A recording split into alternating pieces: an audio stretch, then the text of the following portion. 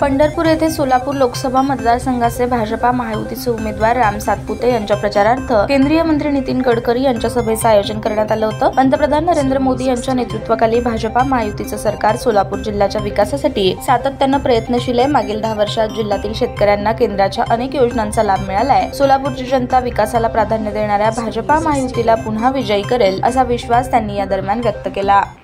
माझी एकच विनंती आहे की आपण सगळेजण विशेषतः या मतदारसंघातून सोलापूरमधून राम सातपुते उमेदवार म्हणून उभे आहे। मी विद्यार्थी परिषदेचा प्रोडक्ट आहे। विद्यार्थी परिषदेमुळे राजकारणात आलो आणि राम पण विद्यार्थी परिषदेचा उत्तम कार्यकर्ता आहे। टक्केवारी घेणारा खासदार नाही होणार, इमानदार आहे, तुमच्या विकासाकरता काम करणारा आहे, तरुण मुलाला रोजगार मिळाला पाहिजे म्हणून संघर्ष करणारा आहे। मी याला 20 वर्षापासून ओळखतो। एक उत्तम कार्यकर्ता इमानदारीने तुमची सेवा करण्याकरता उभा आहे। या मतदारसंघातून आपण त्यांना प्रचंड मताने विजय करा आणि त्यांना सेवेची संधी द्या।